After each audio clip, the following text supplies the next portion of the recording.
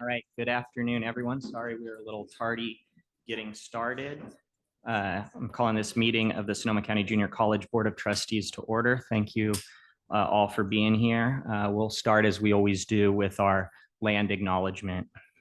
We acknowledge that we gather at Santa Rosa Junior College on the territorial traditional land of the Pomo people in Santa Rosa and the Coast Miwok people in Petaluma, past and present, and honor with gratitude the land itself and the people who have stewarded it throughout the generations. Public comment will be allowed at the appropriate times. If you would like to make a comment here in person, please grab one of the yellow comment cards in the back of the room and bring them up to the front desk to Kalani. If you are online, please wait to raise your hand until I invite you to do so. All right, we are on to item B1, announcement of reportable actions from closed session. There are none. That brings us to item B2, approval of the open session agenda. Trustees, do I have a motion and a second? Motion. Second. Any public comment on the agenda or board members wishing to comment? Seeing and hearing none, we'll go to our student trustee Clark for advisory vote first. Aye. Oops, it's okay. Student trustee Clark. I heard an aye. Recco. And with that, all those in favor? Aye. Opposed or abstain? The ayes have it. The agenda is approved. Next item, B3, approval of the regular meeting minutes of our last Board of Trustees meeting. Do I have a motion and a second? Do I have any public comments on the minutes here in the room or online, or board members wishing to comment? Seeing none. Student trustee Clark. Aye. All those in favor? Aye. Any opposed or abstain? The minutes are approved. Next item B4, approval of the special meeting minutes of our last special meeting. Do I have a motion and a second on those minutes? Second. Any public comments here in the room or online, or board members wishing to comment? Seeing none. Student trustee Clark. Aye. All those in favor? Aye. Any opposed or abstain? The special meeting minutes are approved. Next up, item B5, public hearing, consideration of the district's resolution to grant a perpetual non-exclusive easement to the Sonoma County Water Agency for public utility purposes. This is the public's opportunity to speak. Is there any public comments on this item in the room or online? Not seeing any board members wishing to comment. We will move on. Next item B6, public hearing, presentation of the district's initial contract proposals for reopeners with SEIU local 1021. Do I have any public comments here in the room or online, or board members wishing to comment? All right, we will move on. Item B7, public hearing, presentation of SEIU Local 1021's initial contract proposals and reopeners with the district. Do I have any public comments in the room or online? Seeing none, or board members wishing to comment?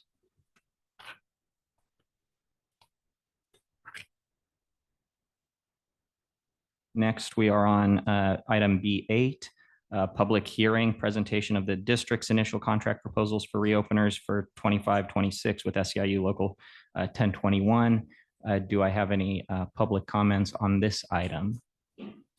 Seeing none, turning back to the board. Seeing none, we will move on. And then item B9, public hearing, presentation of SEIU Local 1021's initial contract proposals for reopeners 25-26 with the district. Is there any public comment on this item? Seeing none, any board members wishing to comment? All right, we will move on to public comments now. Item B10. As a reminder, each speaker will have 3 minutes to address the board Please state your name and any affiliation before making the comments. I'll start with comments here in the room, and then we will go to anyone who has submitted or who's joining us online. Let's see, we will start with Rich Lewis.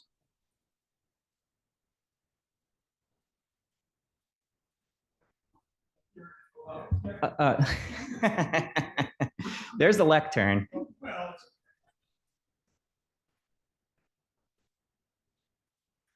Good evening, I'm Rich Lewis. I am a retired teacher with 32 years of classroom experience, and I thought I'd never be at another board meeting. I did not attend this school, but people close to me are graduates of Santa Rosa Junior College. My daughter came here, finished her degree at SSU, and is currently a reading specialist at a local elementary school. My grandson is going to Cal Poly Humboldt, where he's finishing his degree in history, archaeology, and scientific diving. He's currently on a dig in Belize. My granddaughter just finished her AA here and 3 certificates. She was also chosen as the outstanding dancer, this year's outstanding dancer for the entire junior college system. And she will be going to New York City to study this summer with America's Outstanding Dance Company. The youngest grandson will start his 2nd year and has yet to choose a career path, but shows incredible artistic skills. I tell you this partially to brag, but also to recognize Santa Rosa Junior College as an outstanding school. All involved have good reason to be proud of service being provided to their students. I do know, though, as an experienced teacher, that once that classroom door closes, the teacher is king, not only with power of how the curriculum is presented, but also to set the entire demeanor for the classroom, how welcome and safe the students feel. But what happens if a teacher abuses that power? My granddaughter, for the past few years, has had an unwelcoming and uncomfortable experience here at Santa Rosa Junior College because of required classes taught by one professor. In such a situation, most students feel powerless. They can either not take the class, drop the class, or if they need it for their degree, just suffer in silence. They don't realize that there is a 3rd option, which my granddaughter chose. She reported it, and upon thorough investigation, all of her allegations were substantiated, and the teacher was placed on leave. The question the board has then, will that teacher be allowed to return? I sincerely hope not, because the situation occurred over many years. And then if she does return, how is it going to come to light again? Will you have to wait until another student has the guts to bring it forward? Or, as in my case and your case, and I'm sure all the faculty here, the decision would have to be made for the benefit of the students, and she should not be allowed to return. Thank you. Thank you. Next up, Terry Towser.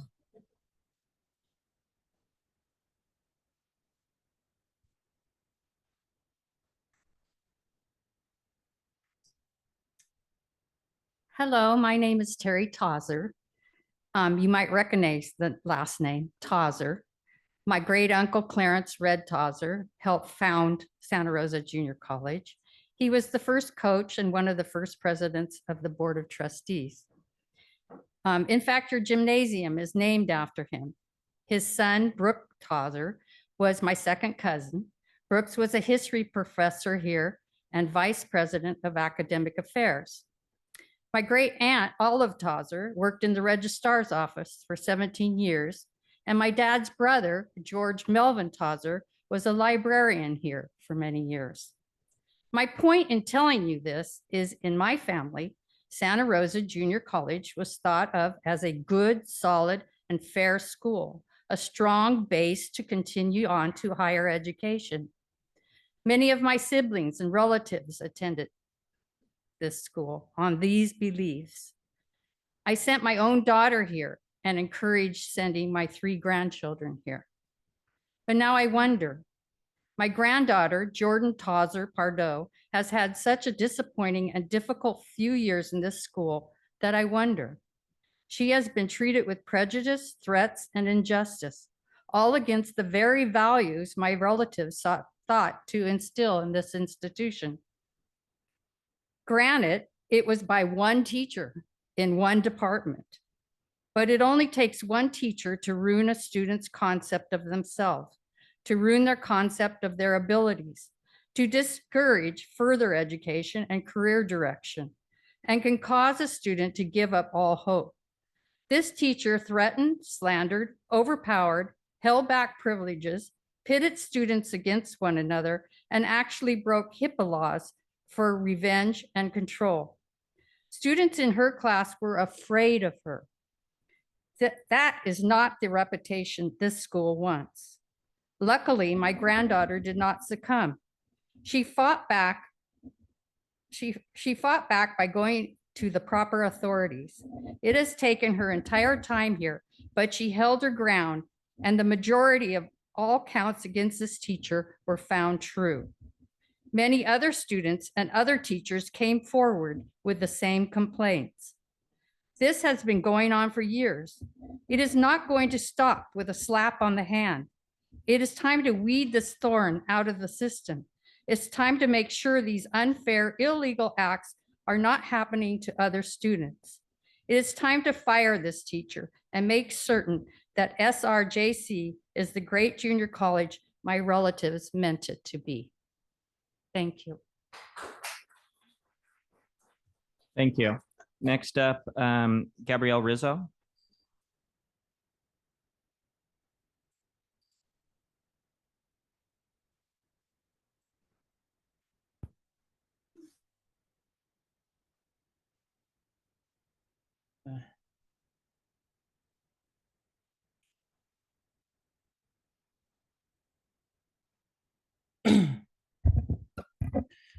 Sorry.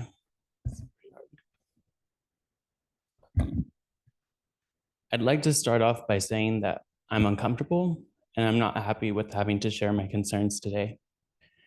You see, I grew up in Santa Rosa, I graduated from Montgomery High School, and I came from poverty. I never got the chance to take paid for dance classes. We could barely afford food and rent. I feel the need to express this because when I was 16 years old, my counselor saw passion for dance.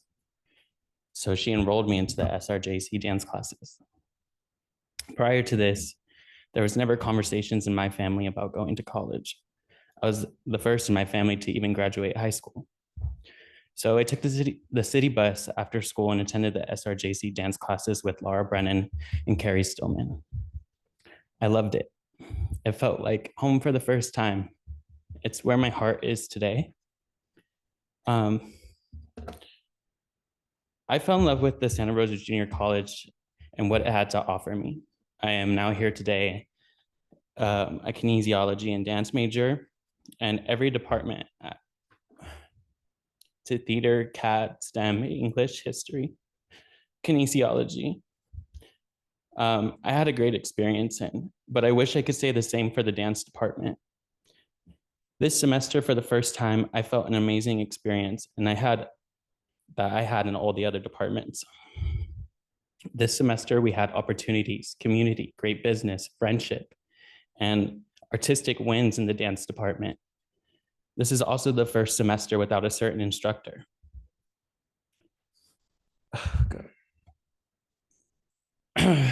And why students and family are here today. Prior to this semester, this instructor has bullied me and other students. This instructor has threatened me, calling me threatening, calling me a bad influence in a group text messaging and openly in the classroom to all my peers. I've seen this instructor under the influence or hammered at every single event attached to the SRJC name. This instructor has manipulated students and faculty just to get what she wants. This instructor has also taken away opportunities, not just from me, not just from a couple other students. This instructor has taken away opportunities for more than half the department since her time at the SRJC. She's crushed more dreams and threatened more people to the point where they don't come back to dance, and she's happy with that. I'm sorry. I can affirmatively say that she's lost all control of the situation. I'm running out of time, so it's come across as jealousy, and it's not okay, and I know that now.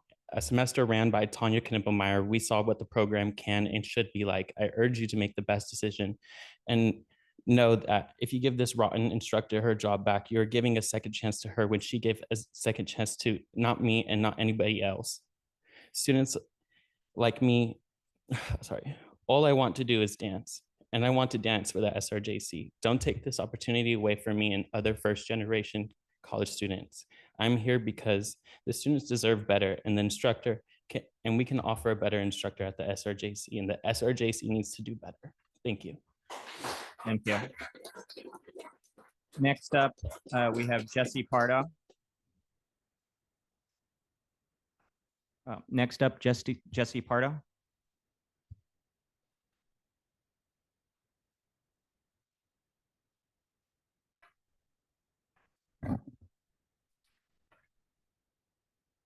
Hello, my name is Jesse Pardo, father of Jordan Tauser Pardo. I would like you to be aware of the struggle my daughter has been through and the ordeal our family has endured the past few years while attending Santa Rosa Junior College. Jordan suffered an emergency spinal surgery that left her in critical condition. Although the doctors predicted that she would not be able to walk again, Jordan determinedly worked with sheer willpower to advance from bed to wheelchair, to walking, and eventually dancing again. She was determined to continue her dream. Sorry. Jordan was determined to work with sheer willpower and advance from wheelchair to walking and eventually to dance again. She was determined to continue her dream of getting a dance degree. She went on to school in pain in the wheelchair and even with the PICC line. My wife and I took months off work, she in the hospital and me getting her from lecture hall to lecture hall and helping change her medications between classes. Amazingly, Jordan worked hard to receive a 4.0 grade point average each semester, despite all the roadblocks thrown her way by a tenured professor from her chosen field. Not only did we have the strain of fighting for our child's life, we had to support her and the fight for common decency, fairness in her education. Throughout this extremely hard trial, Jordan has been determined and clear about what is right. I am proud of her. Let me introduce you to my daughter, Jordan, please. Thank you. Thank you. Next up, Jordan Isabella Tauser Pardo.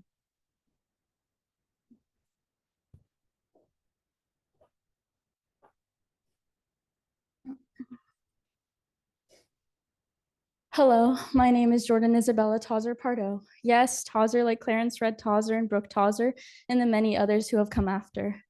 I began my journey with Santa Rosa Junior College as a minor, dual enrolled in classes right next door. SRJC has been a part of my life for a long time. It's a place I believed in and still do.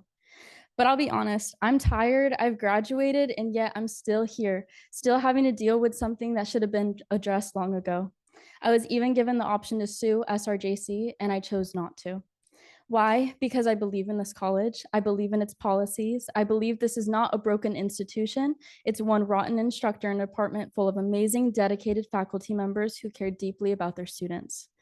During my time here, I endured a life-threatening MRSA infection. It spread through my spine and surrounding organs, creeping towards my heart and lungs.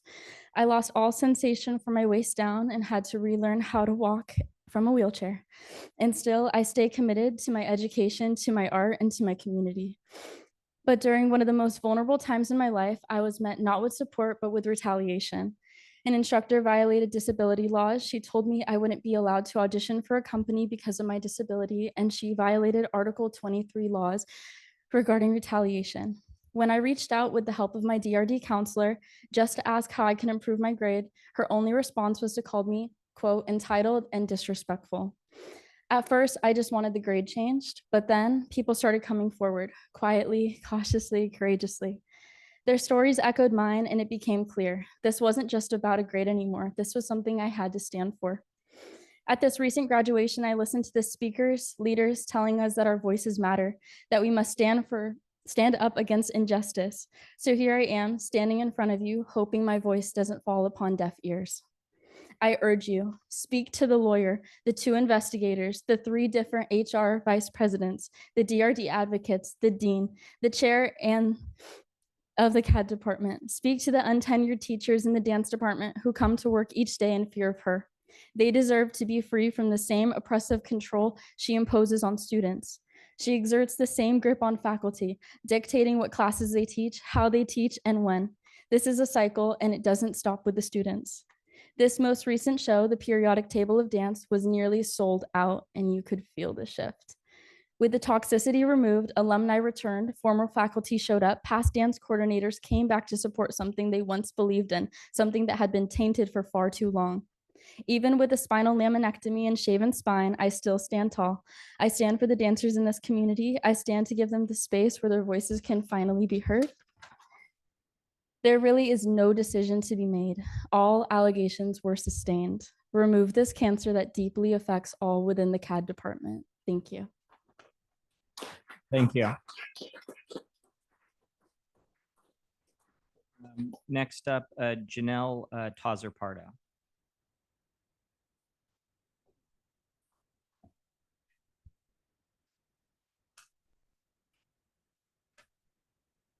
Hi, I'm Janelle Tauser-Pardo. Good afternoon.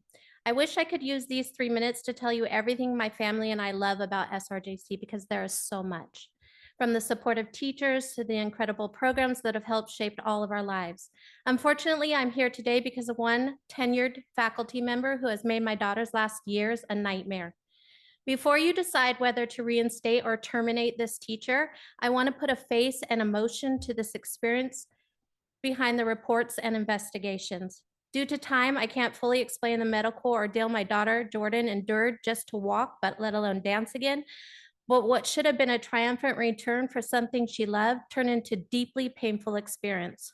This faculty member manipulated, bullied, and retaliated against many students, including Jordan. She convinced them she controlled their futures, even telling them which college they could go to. After Jordan filed her first HR complaint for breaking FERPA laws, failing her unfairly, and blocking her from dancing, nothing happened for months. Eventually, she was placed on a non-retaliation agreement. While Jordan stayed silent, the teacher did not. She threatened other students, dismantled performances, and spread fear. She told dancers not to support Jordan.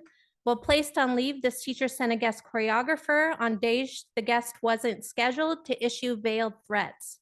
She secretly organized a trip to ACDA under SRJC's name in direct violation of the terms of her leave, and continued intimidating. She made sure Jordan knew she would be at the audience at SRJC's spring show just moments before Jordan was to take stage. At first, our family just wanted the tenured teacher to get FERPA training and rectify Jordan's failing grade and issue as an apology. But then students and faculty came forward with disturbing stories. Shared confidences violated, student sexualities exposed, racial biases, blatant threats, grooming tactics used, even supplying alcohol to minors. We now know she needs to be fired. Jordan's first investigation sustained 5 of 7 points. A second was launched for retaliation and all allegations were sustained. And yet her name remains on the schedule of classes. Students are scared. Untenured teachers are scared. Many are currently left in limbo for next semester. I'm asking you today, remove this bad apple from SRJC. This goes way beyond retraining. Her actions are deliberate, manipulative, and harmful. What message do you send if she returns? That students' voices don't matter? That retaliation and abuse go unchecked? That teachers behind closed doors can manipulate, bully, and recklessly control students' futures? By bringing her back, all you have done is given her a year's paid vacation. We believe in SRJC. Our youngest son still attends. We believe in your values and we ask you to act in alignment with them. Let your decisions show that students deserve a safe, supportive environment. Let it show that their voices do matter. Please do the right thing. Thank you. Thank you. Next up, Genevieve Michalik.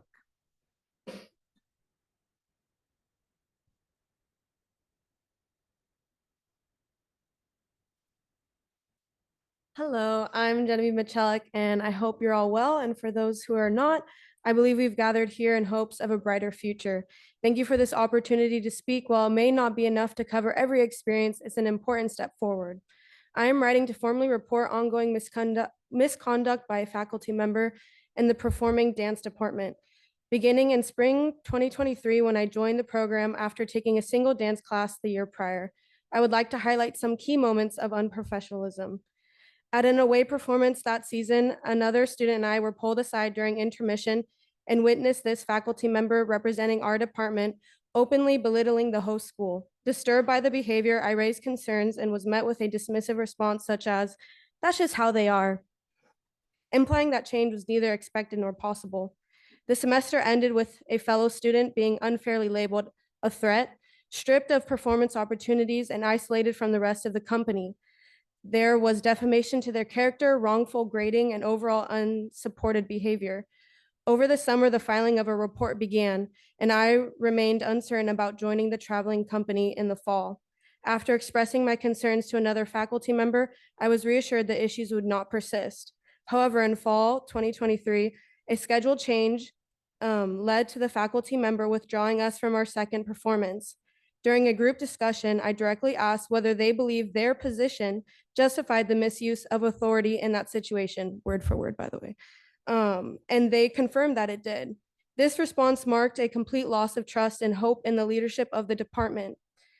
Most distressingly, at the end of the academic year that fall, one of our most dedicated performers and choreographers nearly lost her life due to a serious health crisis.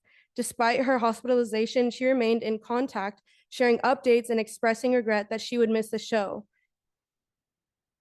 The faculty member initially reassured us that her academic future would be protected. However, they later demanded her physical attendance and warned that failure in the course was likely, an unacceptable response under such dire circumstances.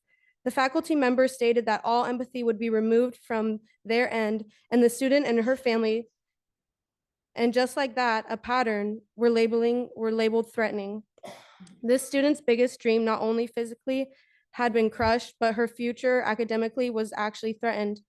After this, I was quite honestly disgusted and chose to no longer dance for our school company. Please consider this brief recall and these actions as the results of a repeating cycle of misconduct. Students' passions, dreams, educations, and careers are in jeopardy.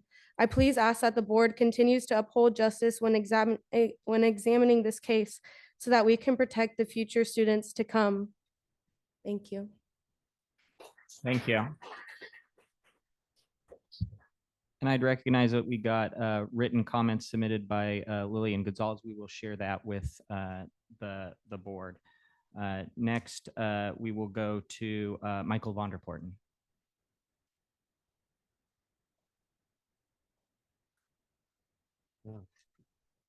Good afternoon, Mike Vonderporten here as a citizen. Boy, that's some heavy material there, so maybe we'll change the subject for a moment here. I know you guys love math, so I brought you back to the second part. I know you spent the last month wondering about the numerators. I talked about the denominators last time. You've got a handout. And if you look at page 2, you recognize those data that were presented at the special meeting 2 months ago. And if you skip down to the page where it looks at the denominators on page 3, that was the data we talked about last time.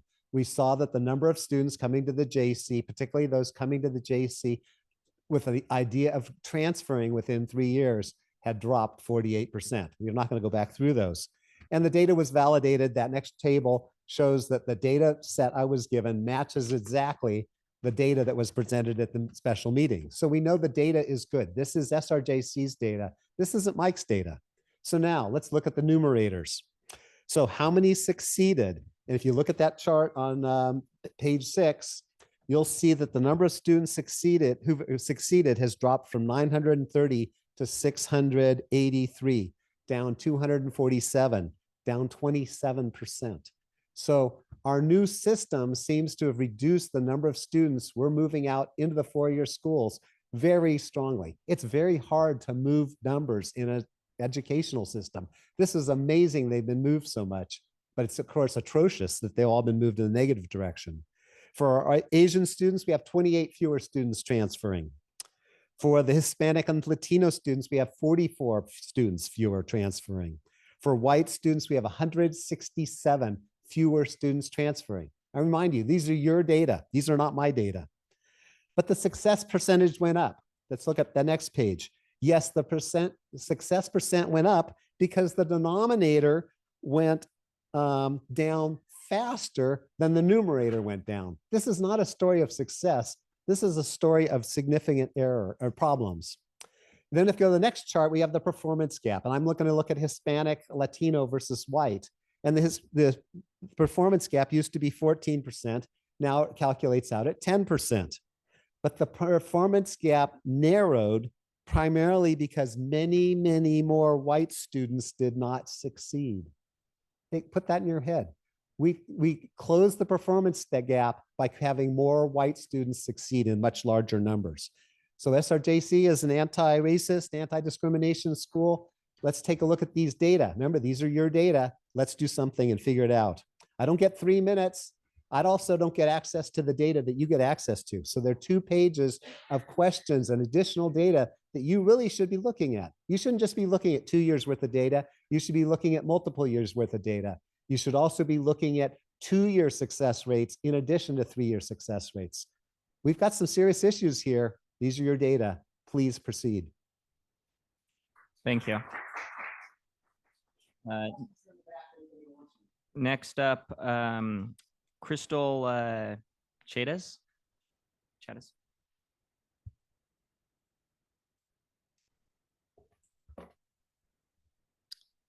Okay, I'm Crystal Chidas. I'm the women's soccer coach on campus and full-time faculty in CAD. I am reading this on behalf of the CAD in consolidation with the Academic Senate President and Counseling Chair.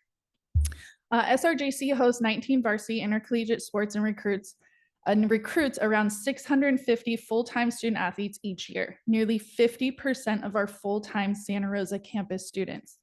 While Bear Cub Athletics has a strong tradition, today's student athletes face increasing challenges and need more support in areas such as matriculation, education plans, eligibility, financial aid, and transferring to four-year universities.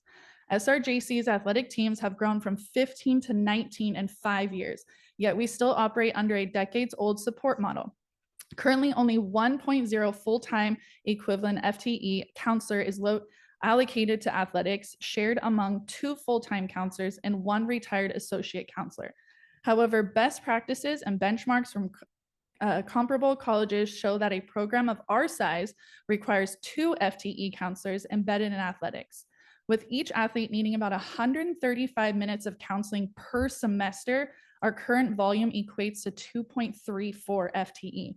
Further demands on top of the athletic eligibility specifications are added by initiatives like AB 928, AB 1111, AB 705, and AB 1705, making dedicated academic counseling even more essential. Colleges such as American River, Folsom Lake, and Sierra have shown higher student athlete success rates with multiple embedded counselors. Additionally, in the recent Big 8 conference program review, similar to our accreditation process, our entire athletic program was the main area that we have fallen behind in and need the most significant support, growth, and development to meet our students' needs. It was found we did not meet the standard regarding academic support and academic counseling. Quote, academic counseling support is inadequately provided and not specifically addressing the needs of the student athletes population, end quote. We also hope we can continue to collaborate with the counseling department to align with another recommendation from the review, outlining that athletics should be involved in discussions regarding athletic counseling assignments, input on counselor selection, team assignments, and counseling location, etc., to ensure the student athletes' needs are met. The issue is a 10+ academic senate student success issue and also impacts the district student-centered funding formula. Insufficient counseling leads to fewer success metrics being met. Athletic counselors are critical to SCFF performance and student outcomes. We recognize the counseling budget is exhausted, currently funding only 1 FTE in athletic counseling. We urge the district to identify additional funding to support a total of 2 FTE counselors, 1 FTE dedicated to a single anchor counselor for consistency, and other divided between no more than 2 counselors, ideally including Associate Counselor John Daly. We also recommend submitting a district staffing request for a 1.0 FTE athletic counselor with strong experience supporting collegiate athletes. Thank you for considering this critical student athlete need. Thank you. I don't have any more comment cards. Is there anyone else in the room wishing to make public comment? Seeing none, do we have anyone online wishing to make public comment?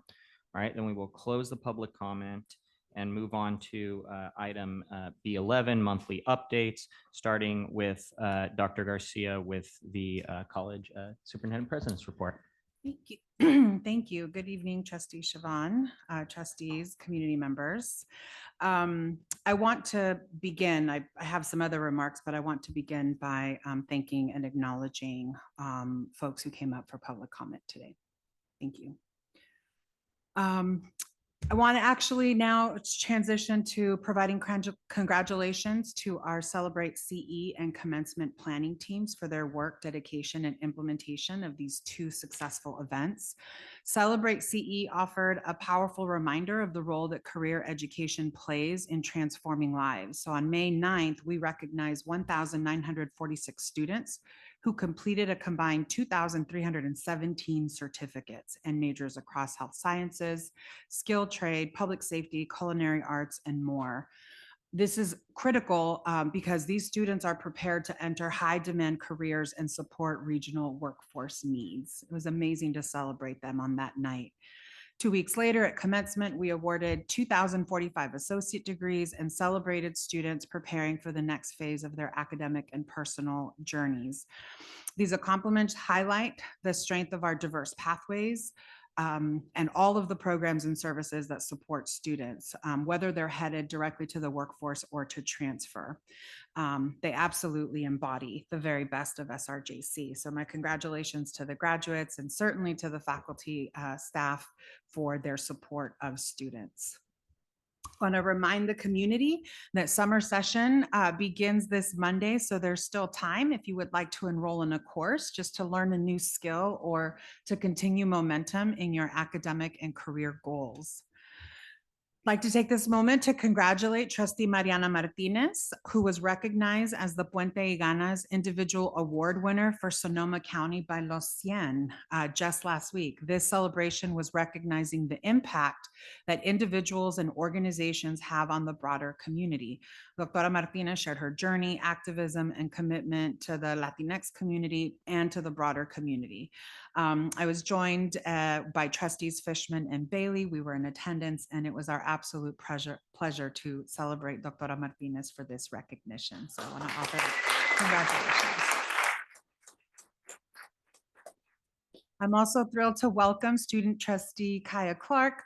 Very much look forward to working with you this year. We had a wonderful series of chats already. Looking forward to it. It's one of my most immediate ways to connect with students. So please bear with me as I engage in my educator role with you, but just know that we are here to support you and look forward to you providing voice for students on the board. I want to close with 2 particular items. One is the budget for the state of California is currently under review. And there is a lot that is happening with the governor's May revise. So what I want to share for the community to know is where it is that the voice of leadership throughout the California community colleges is coming from, and my voice joining these efforts. Those include supporting core resources, including COLA and increases to growth. We urge that full funding of growth, including a lifting of the 10% cap and allowance of districts to choose between the highest one-year enrollment or the 3-year average. Reject the rebenching of Proposition 98, as this is pitting community colleges and TK education against one another. And at minimum, rejecting the retroactive implementation of the rebenching, and that those resources we're advocating should fund a flexible block grant to support priorities such as wraparound student services, cybersecurity, and deferred maintenance and instructional equipment. To provide a little bit of context, the impacts that Proposition 98 has on community colleges. Prop 98 funding covers from TK through community college, and that's down 4.6 billion over this next year as compared to the projections that we had previously. And what it does is that it's split to prioritize transitional kindergarten, which is incredibly challenging because, of course, we want resources to go to our earliest learners in transitional kindergarten. But the way that that's happening is by significantly shifting funding from across all public institutions directly from the allocation that comes to the community colleges, thereby setting this up. So there's a lot of work going in trying to find a better solution and formula that does not take so much drastically from one of the systems of higher education. And in my closing comment, yesterday I sent a message throughout the district regarding this weekend's immigration enforcement activity and related demonstrations in LA. They have been incredibly difficult to witness. So I want to take a moment to acknowledge the emotional impact these events may be having on students, faculty, staff, and families in our community. It certainly has impacted my family and the discussions we're having about human dignity and democracy. At SRJC, our mission calls us to create a learning environment rooted in equity, inclusion, and respect. That commitment holds steady, especially in moments when our community is navigating fear, uncertainty, or instability. And our role as educators is inclusive of our ability to recognize how the broader society impacts students and how they may show up in our classes, our programs, and our sites. That's something that I'm acutely aware of, knowing that we are opening up summer session come this Monday.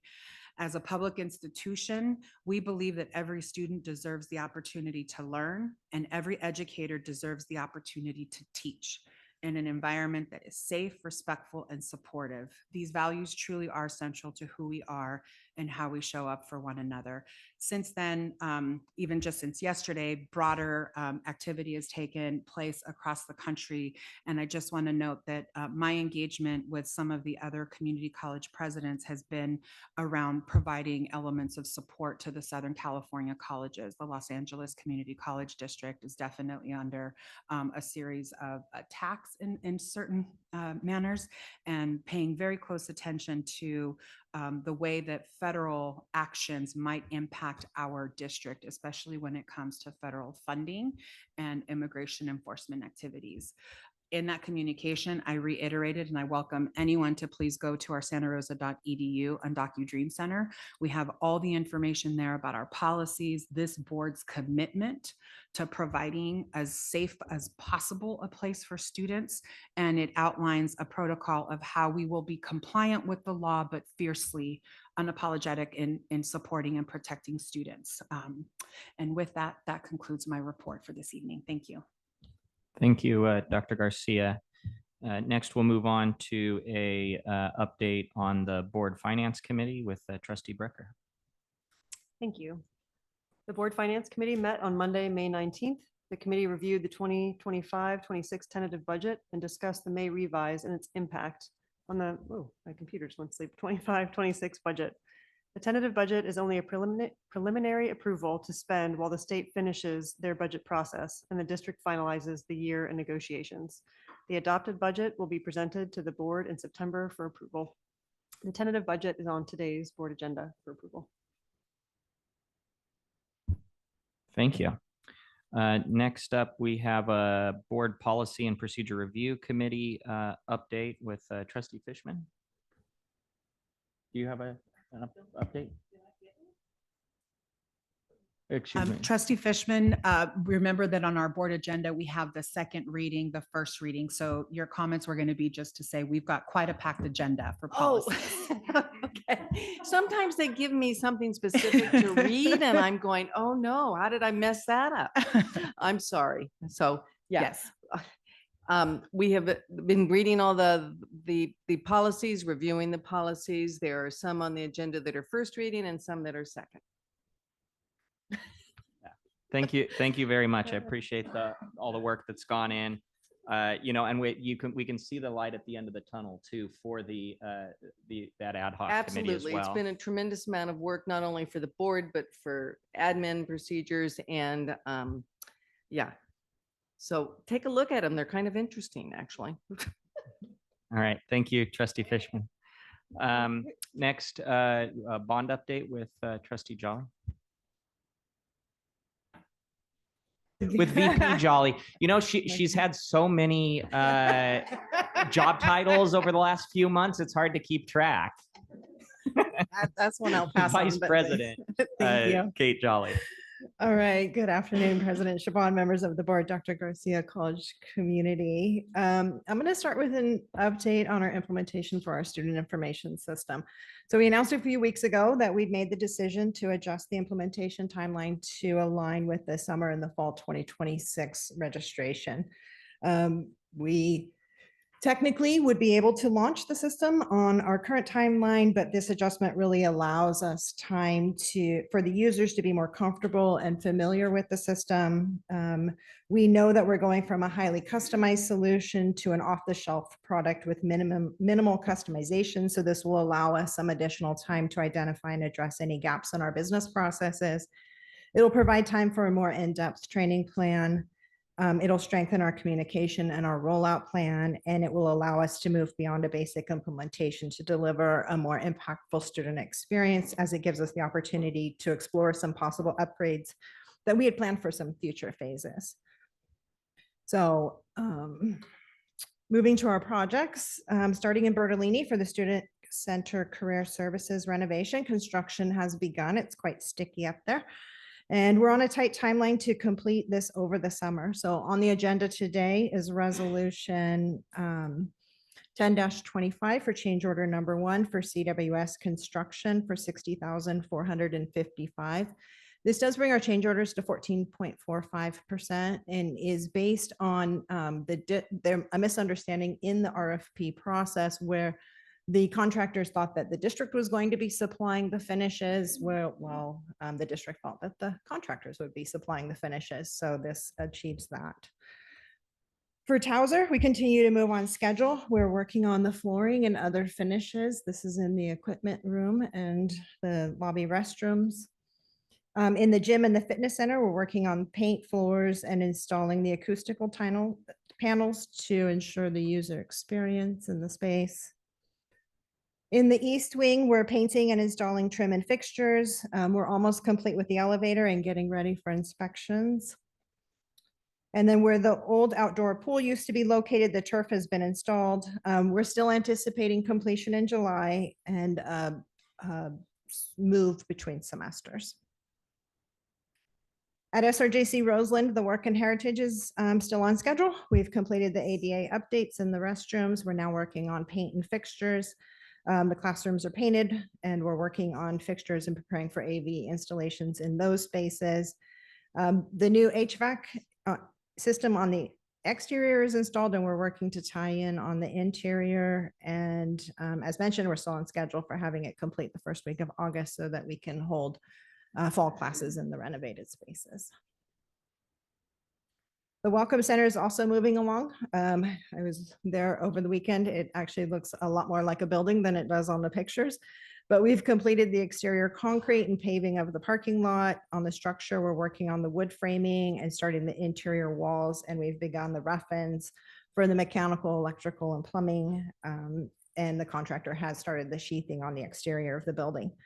So as part of this project, you'll see in the bottom right hand, we opted to keep the underground well for future use for non-potable water usage, support for the building spaces. So we needed to relocate and upgrade the equipment.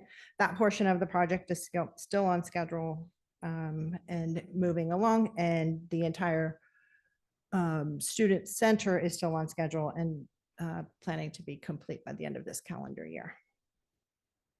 So we have 3 items on the agenda that have not been highlighted. The first is the district 5-year capital outlay plan for 2027 to 2031.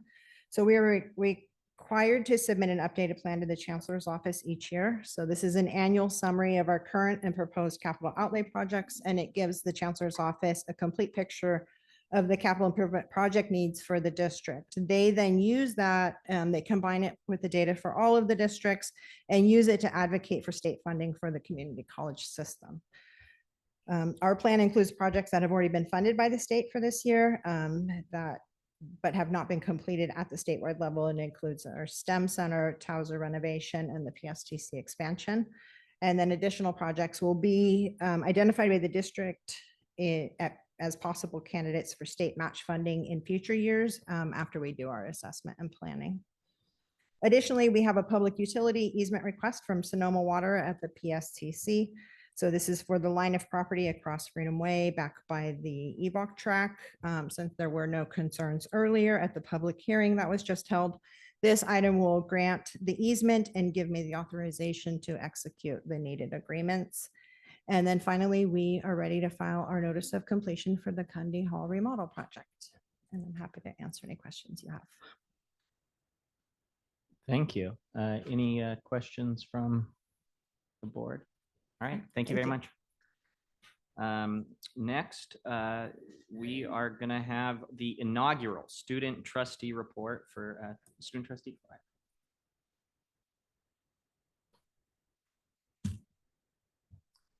Good evening, everyone, board, president, and public. While my term has only just started and we're currently on summer break, I still wanted to take a moment to introduce myself. My name is Kaya Clark, and I'm going into my 2nd year at SRJC studying economics. Since joining student government in October, leadership has become a really impactful and special part of my life and college experience. Since then, I've joined leaders across our college, led fundraisers and philanthropy projects, passed legislation, and learned a lot about governance and the culture here on campus. I'm very grateful for the opportunity of the trustee role as a natural next step in the path I'm hopeful to pursue, both in leadership and in the kind of public service and economic policy work I want to bring positive change to. I'm honored to represent the student voice, and I look forward to continue learning from all of you and contribute to the important work this board does for our community. Thank you. Thank you very much. All right, now we are on to board member comments. Any members of the board wishing to provide an update? Well, I have an update. So the July 8th board meeting will be canceled. So hopefully you can find something as fun to do on that day. I know it'll be tough for you. And also a special meeting of the Sonoma County Junior College District Board of Trustees will be held Thursday, June 26th at the Public Safety Training Center with closed session beginning at 9 a.m. There should be a notice posted soon on our, it is already. Perfect. So it is on the calendar already. And with that, if there are no other members of the board with updates, I just also recognize Dr. Garcia got an award this last month too, and she's not going to toot her own horn, but I will. So congratulations on the recognition from the North Bay Business Journal for your leadership.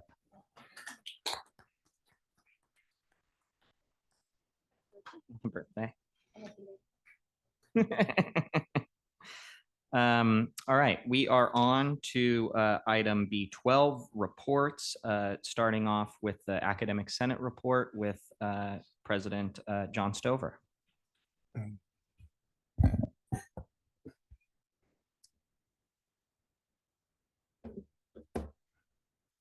Good Good afternoon, Dr. Garcia, Board President Shaban, members of the board, and members of the SRJC community. You all know who I am, and I want to thank you for this opportunity to present the accomplishments of the Academic Senate this past year. So in the fall, we focused first and foremost on the general education updates in alignment with Title V and CalGETC. We added 2 areas of local requirements, emphasizing the importance of American institutions and student success and wellness. Both seem especially important considering recent local, regional, and national events. We also contributed to statewide curriculum update efforts as led locally by Senator Tara Johnson and adapted physical education and empowered several task forces to make important recommendations in key areas of concern. We heard many reports from Senate subcommittees and consultation committees and from areas of the district, some of which also came back in the spring. In spring, we carried forward the recommendations from our own Gen AI task force, which proved fertile ground upon which to plant more long-standing efforts towards policy development on multiple fronts. We also reintroduced faculty hiring in preparation for formal deliberation next fall. And this time, we are more closely aligned with and supported by our related administrative procedures. Several consent items were passed in spring, including but not limited to support for a statewide resolution in ethnic studies courses and software-related updates and licensing. We are also implementing updates to our Senate areas of representation for our associate members, and we updated the SLO rubric for a more comprehensive analysis. Leadership highlights include the successful completion of the Strategic Action Workgroup charge, and I'm quite grateful to Dr. Smotherman and everyone on that team who supported those efforts. In all of my efforts, I strive to create inclusive, collaborative, and empathetic spaces and communication styles.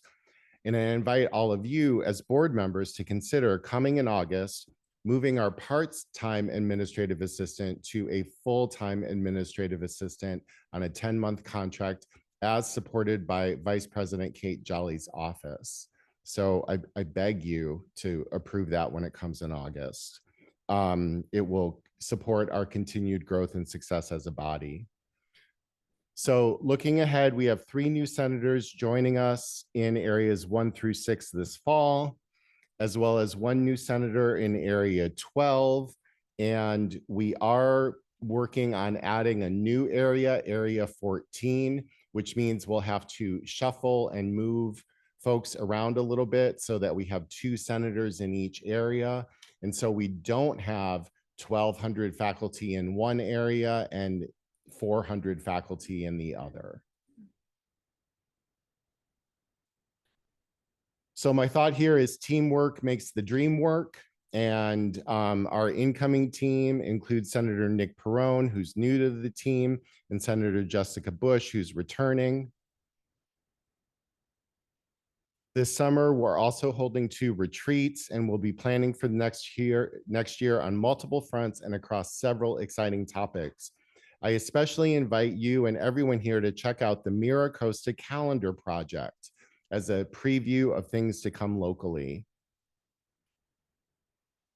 I'll end with this. This past year has been like no other in my 20 years of higher education. I'm very lucky to work with amazing people across the campus, and the reality of teamwork makes the dream work is especially relevant considering that a vision becomes a nightmare when big dreams are inadequately resourced and staffed. SRJC is filled with smart, engaging, caring, and compassionate people dedicated to our student success and our service to the community. We're fortunate to have both big dreams and great teams. And with that, I'll take any questions and thank you for your time. Well, thank you very much. And I know one thing I left off on my board member comments, but it's apt now, is we had a great showing at the Santa Rosa Pride parade. And Professor Stover was literally waving the banner for the JC, and we won best entry. So, correlation and causation, I think, you can't prove it, you can't disprove it. So I think because you were waving the flag, we won. So thank you for that, and thank Well, I you don't for know all about your that. work. All credit goes this- to Kaylani and her amazing coordination and balloon design skills. Yeah, no, absolutely. Thanks to all the staff for making that happen. But it was a really, really great showing. And Thank thank you you. for all the work that you and the Academic Senate have done this year. And Thank for you. keeping under 5 minutes. I thought it was going to be a 10-minute so presentation. too. So great job. Bullet points help. Yeah. Next up, we have the AFA report with President Ann Donegan. Thanks so much. Hello, everybody. President Shaban, President Garcia, board members, and the college community. I want to start off by thanking the AFA negotiations team and our corresponding district negotiations team. I didn't know if we'd get there, but we got there and we actually got a great TA. So I want to thank, oh, Josh is here. Thank you, Josh, and your team. And of course, Kay Frindell Tusher and our team. Probably and it's a 3-year new contract that will go into effect on July 1st. And 98% of our members supported it. So I think that says a lot of the brainstorming and concessions that both teams were able to do. Briefly, some of the accomplishments that are in the TA is that, roughly speaking, all faculty members are going to get a 3% raise, but it's even better, thank goodness, for our CDCP faculty members. We really appreciate the district standing by our CDCP faculty, who will now get much closer to pay parity for our credit faculty members. And this is huge. So we want to thank everybody who made that happen.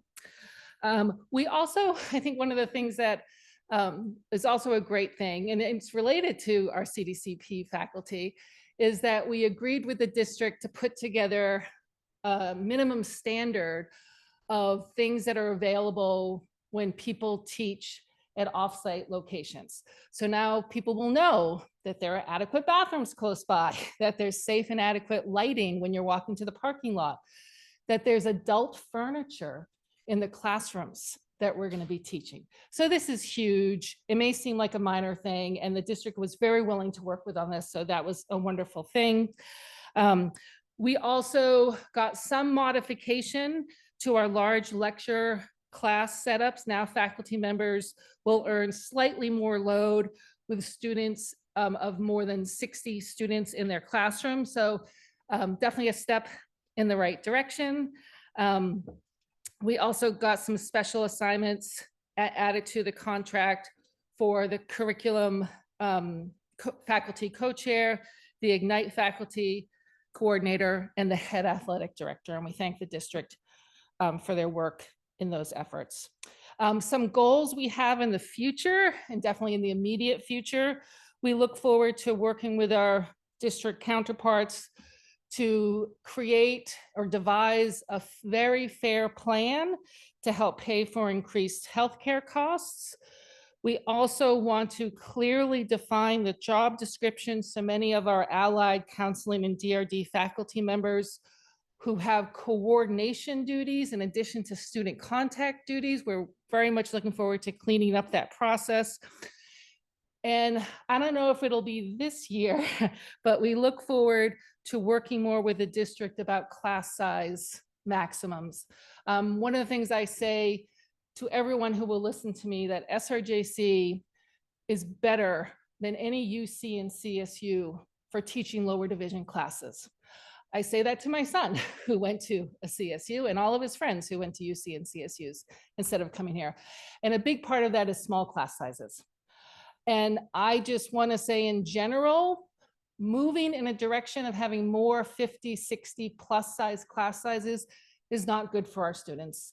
And I want to work with the district on getting reasonable class size maximum limits that put student learning as a priority. I understand that SEIU and the district will start negotiating soon, right? Because they're a little behind schedule. And I wish the SEIU team and the district's team to have such a reasonable outcome as the faculty have with the district. Like many of you, AFA is alarmed by the attacks on federalism and citizens' rights happening in LA at the moment.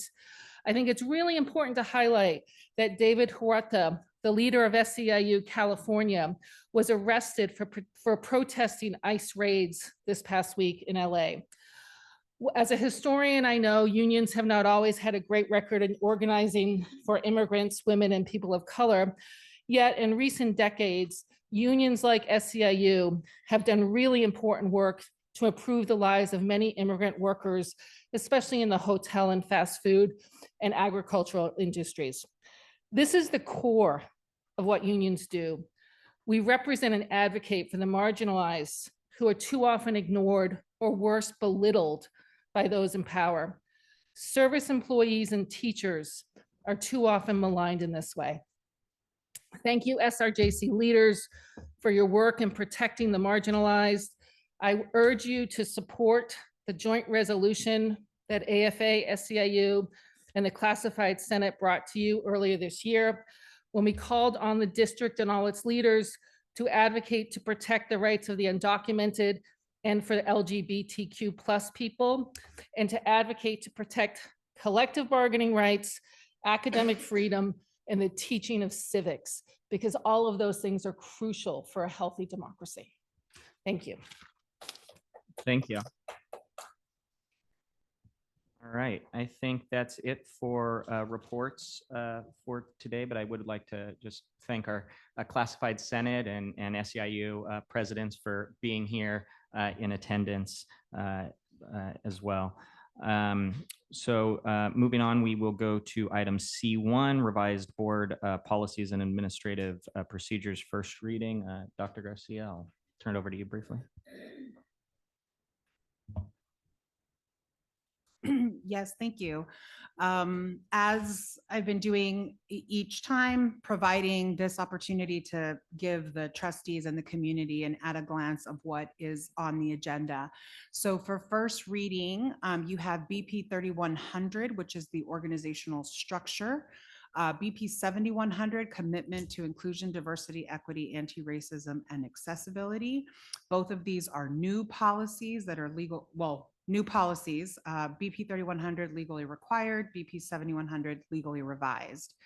And BP 7750, complaints concerning college personnel. This one is unique to SRJC, but it's on your agenda for a first read.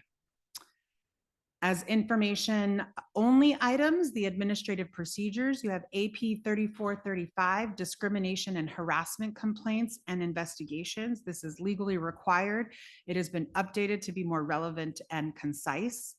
AP 4021, program discontinuance. It's related to accreditation, also updated for relevancy and being more concise. And AP 7150, employee evaluations, same rationale.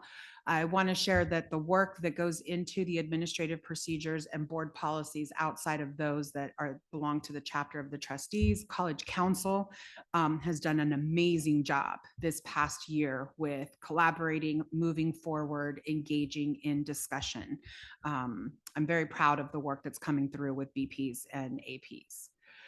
On your action agenda, you have the second reading for all of the following. BP 2105, election of student trustee. BP 2110, vacancies on the board. BP 2345, public participation at board meetings. This is a new reminder, it's a new policy. BP 2350, speakers. BP 2355, addressing decorum. It is a new policy. BP 2610, presentation of initial collective bargaining proposals. It's a legally required and has been updated, and it's replacing former policy 2.1. BP 2735, board member travel. This is a new policy. BP 3430, prohibition of harassment, legally required. And this definitely, it replaces policy 2.6.1 and certainly supports the values that this district, that this board has in relation to our culture here at SRJC. BP 5300, student equity, legally required, and it will be replacing policy 8.1.17. So this just provides the overview and eases, hopefully, when you move into the action items for those areas. Happy to take any questions if you have any. Yeah, thank you. Any members of the board with questions or any public comments out there? All right, and just to clarify, it was item D1. I think I said C1. It's D1. So thank you for walking us through that. We will now move on to our consent agenda, which is items E1 through 11. Approval would be E11. Do I have a motion and a second on the consent agenda? Motion. Second. Is there any public comment on the consent agenda or any board members seeing none? Student trustee Clark. Aye. All those in favor? Aye. Any opposed or abstained? The ayes have it. The consent agenda is approved. Next, we move on to our action agenda, starting with item F1, personnel actions, and we have a typo on that item. So I'll turn it over to you, Dr. Garcia, to Yes. correct that item, and then we'll Thank you. move it as amended. In the personnel actions for faculty, the language for faculty hire Peggy Scarborough title should read disability specialist adapted physical education. So adapted physical education as opposed to adaptive. Those actually have two very different meanings in this field. So adapted. Thank you. Perfect. So do I have a motion and a second? And the motion would be amending that to correct the typo in that item.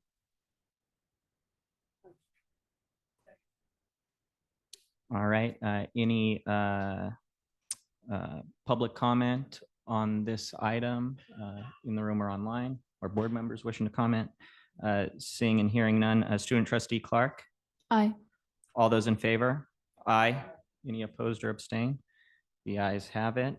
Next, item F2, the April 19th to May 16th, 2025 warrants. Do I have a motion and a second? Any public comments or board members wishing to comment?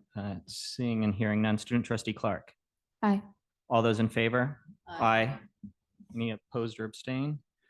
All right, that measure carries. Next up, F3, instructor load reports for spring and summer 2025. Do I have a motion and a second? Second. Any public comments or board members wishing to comment? Seeing none. Student trustee Clark. Aye. All those in favor? Aye. Any opposed or abstain? All right, that item carries. Next, item F4, Santa Rosa Junior College 2025 to 2030 strategic plan. We do have a presentation for this item with Dr. Jeremy Smotherman and Dr. Stover. So I'll turn it over to you, or do you have anything to say to The only thing I was going to say is Garcia? I did not include remarks regarding the strategic plan or participatory governance redesign because we have presentations, and I'm thrilled to have Dr. Smotherman and Stover representing the good work of the college and the district. So thank you.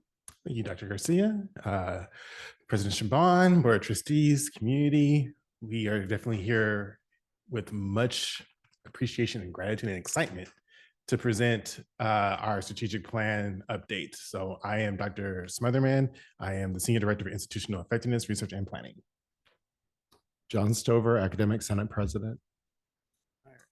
And because we've shared this in our board docs to the public, we're gonna make sure we hit the high points for the presentation. So when we were talking about our strategic plan, one of the things that we wanted to make sure of note is that our previous planning process, we had the strategic plan, the educational plan, and student services plan.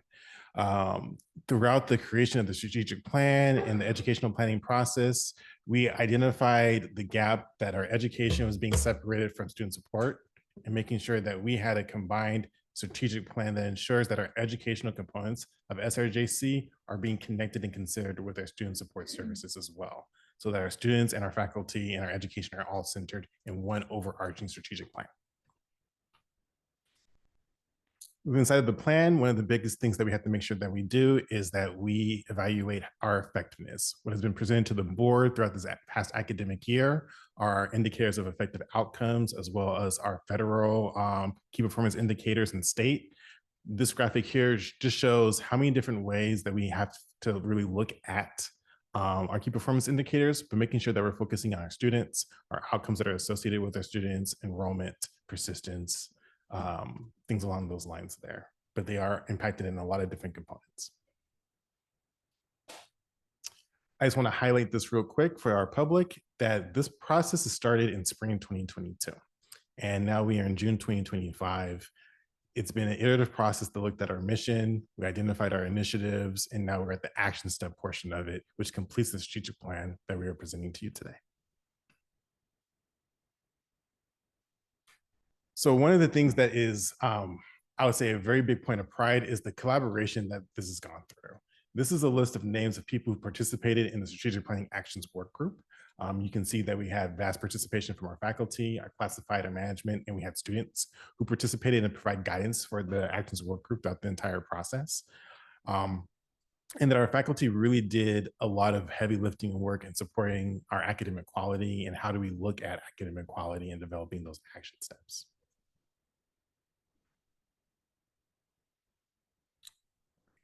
So we want to make sure that we get and spend the majority of our time looking at the recommendations. So we will start off with academic quality.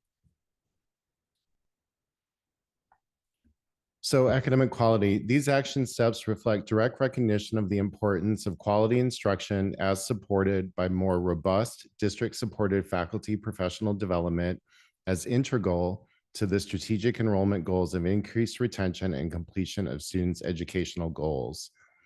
It's also important to note that the student success matrices meet our accreditation standards, and the operational matrices point us in the direction of how best to implement these action steps going forward. Universal design is not just a legal requirement, but a much needed cultural shift that benefits both faculty and students when more broadly applied to courses throughout our curriculum. The baseline and target percentages you see across all the action steps reflect important ongoing implementation and assessment needs going forward. Ensuring the quality of our courses and the teaching and learning taking place within depends on our success in integrating guided pathways holistically throughout the college. And these efforts are already underway as now led by the district and supported by the Academic Senate. Instilling a lifelong love of learning holds tremendous promise for us all, not only within SRJC, but also amongst the Sonoma County community at large. So as we were going through the process and we were looking at student success and support, one of the things that came up is making sure that we are creating a stronger community, specifically with our students. We currently have orientation programs that focus on the day-to-day operational checkboxes that students have to do, but really trying to bring more community and connection to our students. That's what our students were talking about, as well as our faculty, and supporting that aspect also with mentorship programs. Making sure that students have the ability to connect with all employees here at SRJC who may have impacts on the career journey and community engagement desires. Additionally, we want to make sure that the information that's being provided to our students to help them progress throughout their education here is something that they can feel free to go to every single individual at the district and connect with. So having employment information sessions where all the employees have the same understanding and the most up-to-date information. So that way there's a consistent interaction that students are having on our campus. And that we are creating more support networks, specifically focusing on our students who are parents and students who are participating primarily with distance education, since those are continually emerging populations that we're seeing here at SRJC.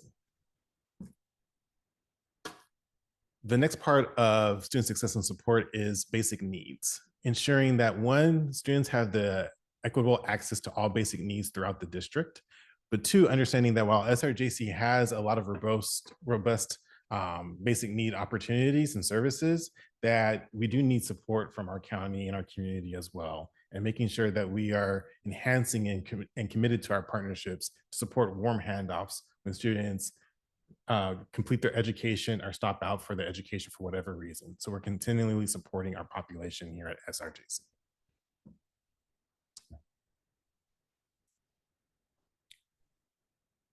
The programming we offer should reflect the needs of our community, its people and industries, and we can and should do a better job of aligning our program development and community engagement with local needs and trends. In these efforts, quality data and rigorous analysis should always guide our inquiries. Dual enrollment, workforce development, and career technical education are really important ways we support students' needs across the lifespan and meet strategic enrollment management goals along the way. Eliminating equity gaps depends on a multi-pronged approach that are not exclusive to increasing the availability and accessibility of our courses, strengthening the outreach to and onboarding of new employees who directly reflect our community, and providing communication streams in multiple formats and versions. Here we have an opportunity to once again more closely align our staffing and programming with the communities we serve. Representation matters.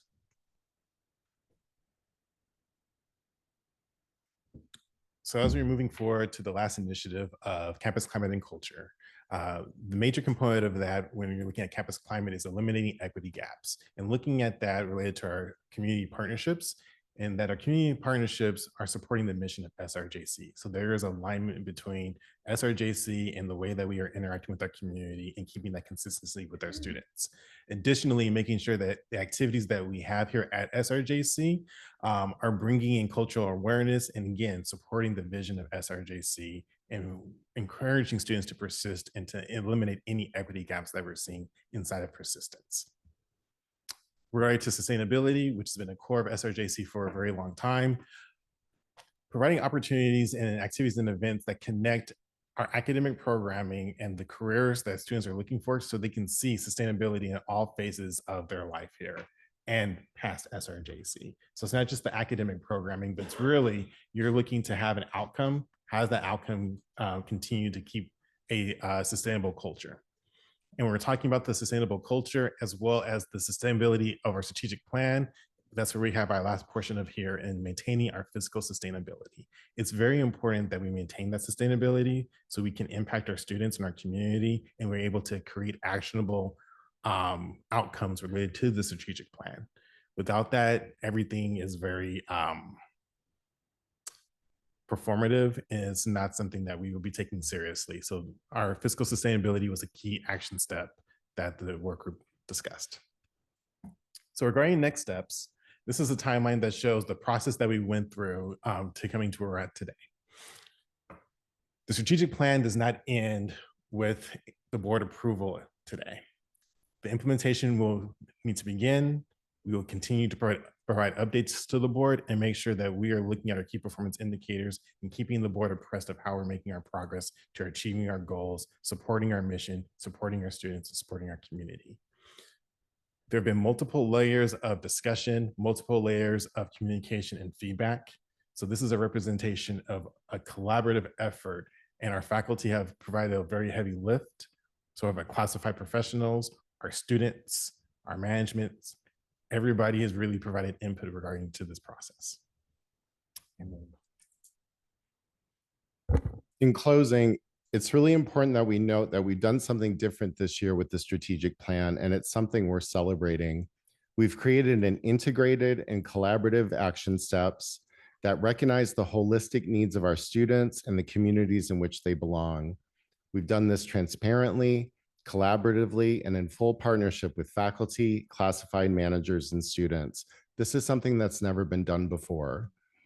We really appreciate your consideration. We welcome your questions, and we invite you to adopt these action steps in support of our students and community. Thank you. Thank you very much.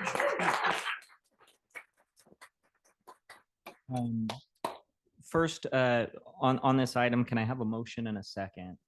Because this is an action item to approve the strategic plan. All right, with that, I will ask, are there any board members with comments? Yeah, Trustee Fishman, please. Yeah, congratulations. I had the privilege of listening in on some conversations around this with over the last few years, and I really, really appreciate what it took on everybody's part to come together and create what you've created. I mean, it's really special, and I don't know what you're doing later, but you should celebrate. I also appreciate the comment you made, and it was my question is, you know, when you go through the metrics and how things are going to be evaluated and how, I mean, I was curious about how often, and maybe for every group it's different. And so maybe incrementally you can report to the board instead of waiting for, you know, the whole enchilada, you know, just bring periodic updates, because I am very interested, and I suspect the rest of the board is, but I can't speak for them. But so thank you, thank you, thank you. Thank you. I'll just say next year we're implementing, putting it in place, and then ongoing evaluation, and we'll absolutely come back with regular updates. Great. Any other board members with comments or questions? Yeah, that was going to be my point too. So you beat me to it, Trustee Fishman. Just the you know, we've set, you've I think set some great metrics or, you know, indicators of outcomes, and sort of figuring out, you know, whether we're hitting that, and that process of review is going to be important. So just look forward to getting updates over time, seeing what's working, you know, what additional supports may be necessary, that sort of thing. And then just from a high level, like to thank, you know, both of you for your work on this, and everyone that put their time into this, so that we can be, you know, really holistic and focused in the way we go about our planning and processes. So thank you. Thank you. And then do we have any public comment? Please, Mr. Vonderpoorten.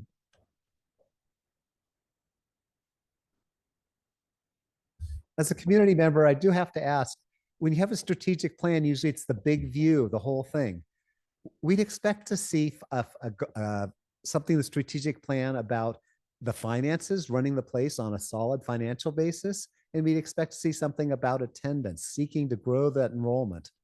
Those pieces are missing, and somehow it's just, their pieces seem missing. Thank you. Thank you. Is there any other public comment here in the room or online? All right, seeing none, I do have a motion and a second, so we will go to Student Trustee Clark. Hi. All those in favor? Aye. Any opposed or abstain? All right, that measure carries. Next, we are on to item F5, SRJC participatory governance structure redesign. And I'll start with you, Dr. Garcia. Thank you. Good evening. I am going to invite towards the end of the presentation my colegas John Stover and Linda J, who sit as the tri-chairs with me for College Council. This presentation and the recommendation that's coming to the board is to accept the recommendation that the College Council has brought forward on this participatory governance redesign. It's important to acknowledge the many hands that went into this. So while College Council is the governance body, we did have a participatory governance work group that worked quite regularly and represented by all the constituency groups. We brought in shared governance work group support, the partnership resource team, the support, certainly the institutional effectiveness and partnership initiative, and Also informing this were in year one, the SRJC voices that I had in the cafecito with the president. So it's been informed in a long series over the last couple of years. However, this work has been going on, I want to acknowledge, really for the past 7 years. So I don't want to underscore that this has been taking place, but this presentation covers essentially the work that we've been doing since fall 23. We are at the point now for spring 25 where we have a new structure and we have a participatory governance manual finalized to go with it. So this is what we had before. When someone would ask the question, well, how can decisions get made or how can I provide input? If you had to look at a visual, this is what that visual would give you. Doesn't really provide much clarity, just kind of names some areas. And so what we did was really transition from shared governance to participatory governance. So you see that it's really engaging inclusive participation from all stakeholders, that we engage the broader community, that it is process oriented and it's inclusive. And the biggest one that our college was asking for, transparent, answering these two questions. How do decisions get made and where do I get to provide input into that process? These are our constituency groups that are recognized as part of College Council and certainly hold an incredible voice throughout all of the work. And the recommendation that we're doing, so I just want to note, this was what we had before. And the recommendation is to move towards this, to show how it is that this Board of Trustees receives recommendations for movement on matters of policy and governance. And there are two ways that this board receives those recommendations. Those come through me as the superintendent president, or they come through the academic senate.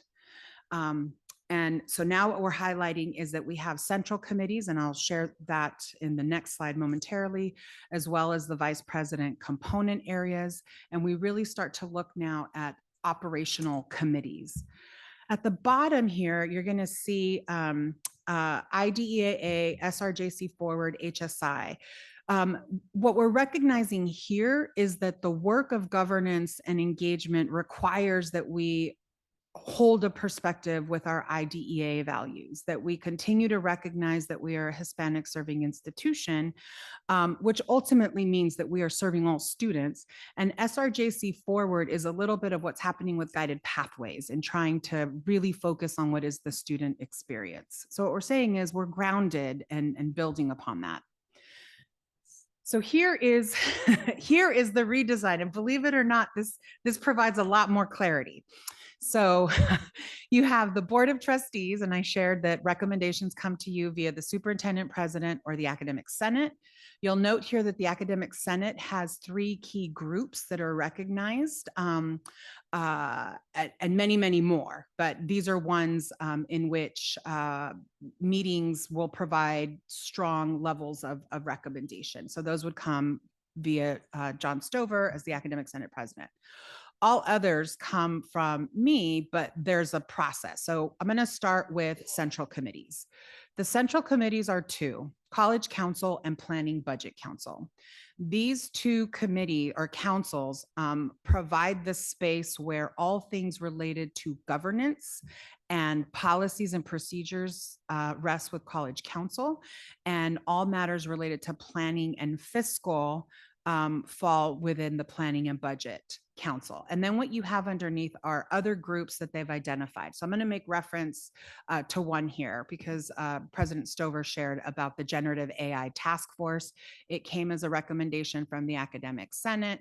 It was sent to College Council. College Council said, yes, we're going to support this recommendation. And so therefore this task force now has been created, working on membership to launch for the fall.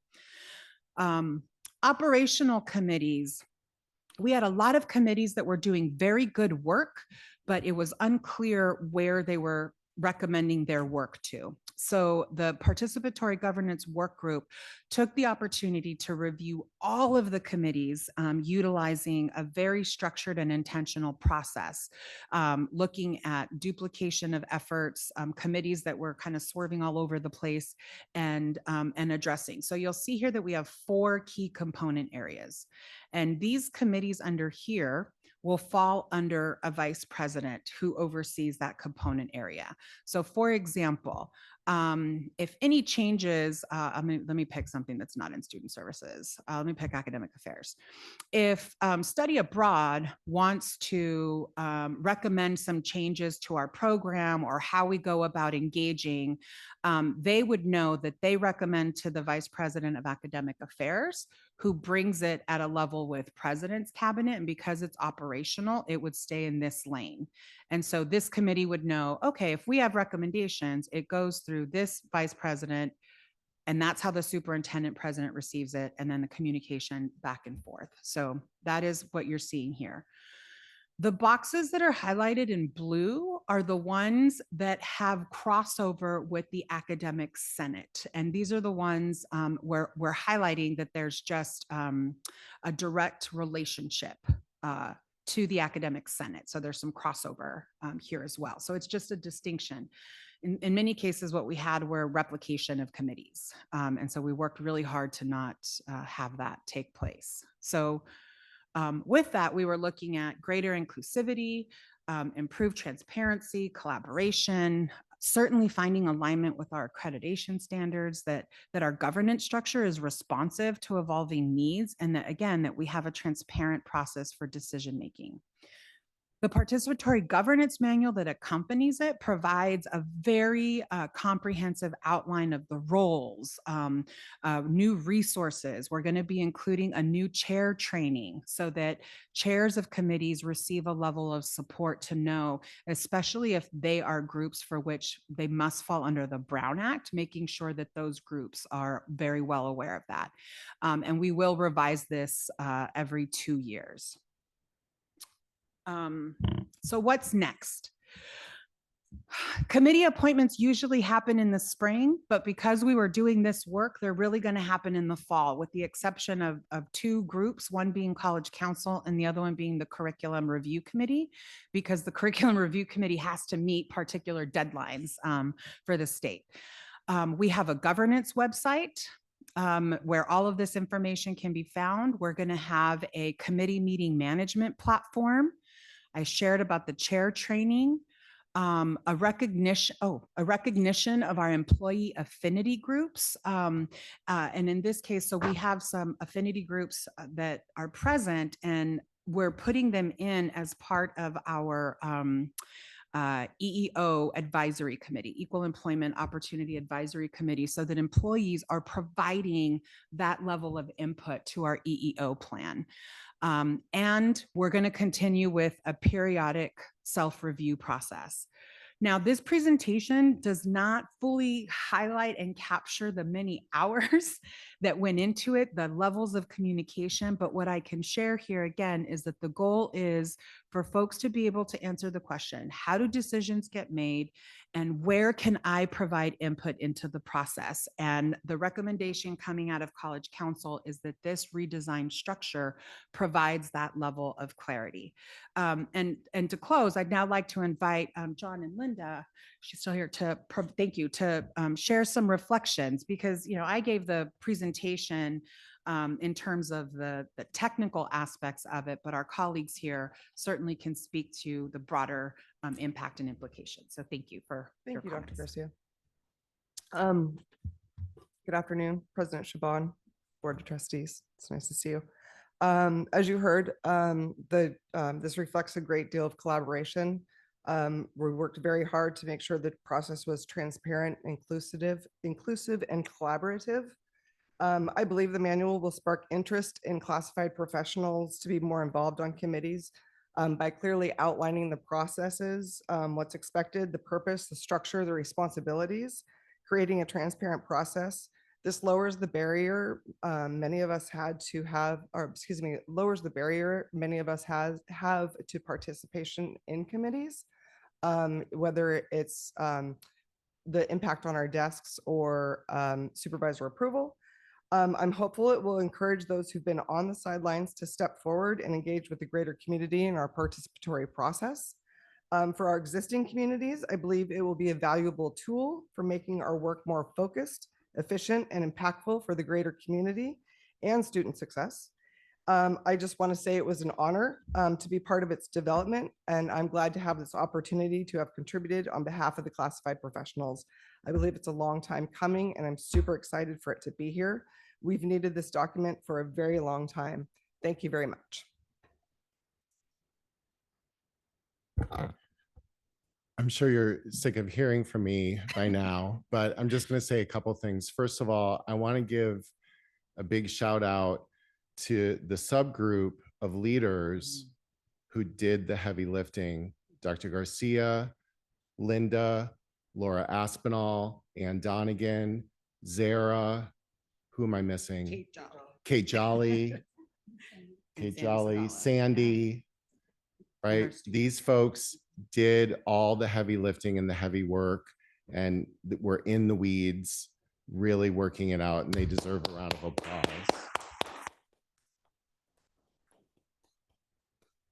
Second, I just want to mention that we are doing something really special here. There's a lot of uncertainty on the national level. There's a lot of dismantling and disregard for policies, procedures, and institutions. And we are doing the exact opposite. We are strengthening our policies, procedures, and institutions. We're eliminating shadow systems. We're restoring trust, and we're making it clear how to participate and to whom your participation carries forward to. And that has already changed in many ways the way that we operate, and will only improve and strengthen us going forward. And I have to give Dr. Garcia a tremendous amount of credit for leading the charge and doing this work. If I had a Max Weber bureaucracy award, I would give it to you.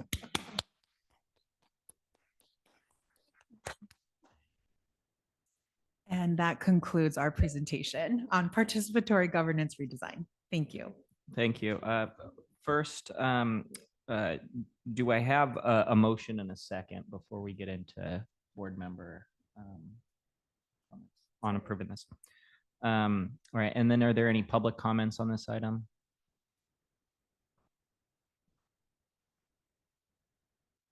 It's Mike Vanderpoort. I'm struggling with this one a little bit, and that is, where does the community come in? Maybe it's a separate thing, but there seem to be no elements to reach out to the high schools, to the business community, to the taxpayers. Where do they get involved? Again, is it separate or should it be included? Thank you. Are there any other comments in the room or online from the public? Seeing none, then I'll turn it to comments and questions from the board. And we'll start with Trustee Bricker, please. Thank you. I just want to acknowledge, as a former employee of SRJC, looking at that chart, I just felt so incredibly calm. It's so intuitive and clear, and I just really appreciate that. And I'm reflecting, Dr. Stover, on your comment about why that may be in this moment we find ourselves in, and to see something that is that clear and that transparent for the community. This is just such important work, and I want to appreciate everything you guys have done here and acknowledge that. Any other board members wishing to comment?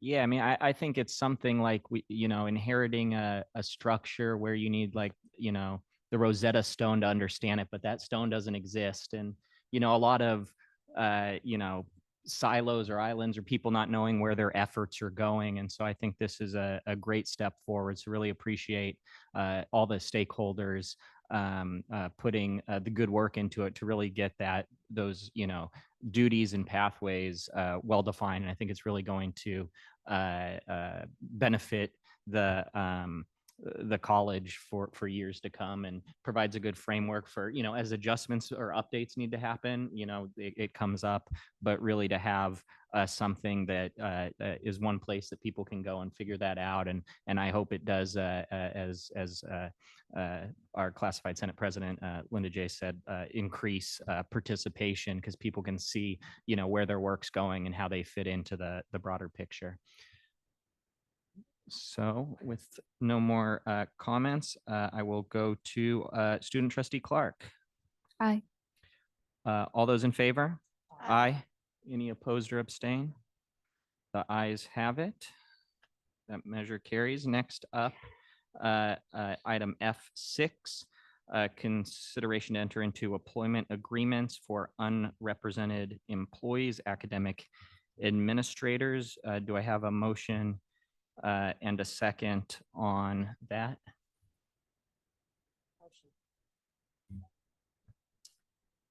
All right. Paragraph 3 of subdivision C of Government Code Section 54953 requires that before taking final action, the Board of Trustees must orally report a summary of the recommendations regarding the salary schedules, or compensation paid in the form of fringe benefits of a local agency executive. Therefore, I am reporting the following summary regarding such items appearing on this agenda. 1, Linda Beach, Director, Distance Education at Range 25, Step E, with an annual salary of $179,460 from July 1, 2025 to June 30th, 2027, and health and welfare benefits granted to management employees. 2, Benjamin Goldstein, Dean, Culinary Arts, Industrial and Trade Technology Construction Training Center at Range 31, Step E, with an annual salary of $208,116 from July 1, 2025 to June 30th, 2027, and health and welfare benefits granted to management employees. 3, Carrie Lowen, Dean, Arts and Humanities at Range 31, Step E, with an annual salary of $208,116 from July 1, 2025 to June 30th, 2027, and health and welfare benefits granted to management employees. 4, Dr. Matthew Long, Executive Dean, SRJC Petaluma at Range 37, Step E, with an annual salary of $241,344 from July 1, 2025 to June 30th, 2027, with a 2% doctoral stipend and with an 11th year longevity stipend and health and welfare benefits granted to management employees. Kenneth Sebastiani, Assistant Dean, Public Safety, Fire Technology at Range 28, Step E, with an annual salary of $193,260 from July 1, 2025 to June 30th, 2027, and health and welfare benefits granted to management employees. 6, Kim Starkey, Dean, Disabled Student Programs and Services at Range 31, Step E, with an annual salary of $208,116 from July 1, 2025 to June 30th, 2027, and health and welfare benefits granted to management employees. Do we have any public comments on this item? Here in the room or online? Seeing none. Any board members wishing to comment? Seeing none. Student Trustee Clark. Aye. All those in favor? Aye. Any opposed or abstain? That measure carries. Next up, item F7, the 2025-2026 tentative budget for the Sonoma County Junior College District, with Vice President Kate Jolly presenting. Afternoon. I have just a quick update. Thank you for your time to give a brief overview of the tentative budget that's with you for approval. So the tentative budget is simply an authorization to spend to keep the district running after July 1st. So it allows us time to gather the needed information and finalize our processes that will go into the final budget. On the state budget side, the legislature did announce today that the Assembly and the Senate have reached an agreement. So they'll now begin negotiations with the governor. We anticipate a full agreement ahead of the July 1st required date.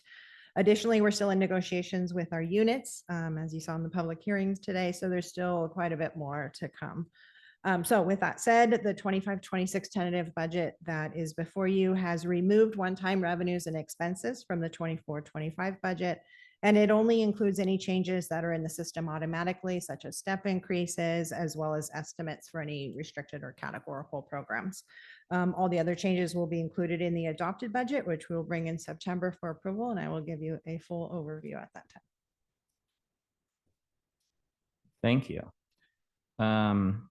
Do I have a motion and a second to approve the tentative budget? Are there any public comments on this item here in the room or online? Seeing none, do we have any members of the board wishing to comment? Seeing none, we will move to Student Trustee Clark. Aye. All those in favor? Aye. Any opposed or abstain? All right, the ayes have it. Next up, Item F8, tentative agreement for revisions to the collective bargaining agreement between the district and AFA. Do I have a motion and a second on this item? Motion. Second. Do we have any public comments in the room or online? Or any board members wishing to comment? Just say thanks to our bargaining team and the AFA bargaining team for getting us here. Student trustee Clark. Aye. All those in favor? Aye. Any opposed or abstain? All right, that carries. Next up, second reading of BP 2105, 2110, 2345, 2350, 2355, 2610, 2735, 3430, and 5300. Do I have a motion and a second? Do we have any public comments in the room or online? Seeing none. Any board members wishing to comment? Seeing none. Student trustee Clark. Aye. All those in favor? Aye. Any opposed or abstain? All right, the ayes have it. Next up, resolution 7-25, changes to the adopted budget. Do I have a motion and a second?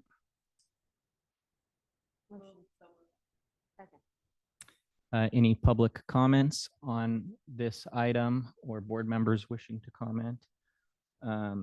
Seeing none, this is a roll call vote. So Kehlani, please call the roll. Student trustee Clark, Aye.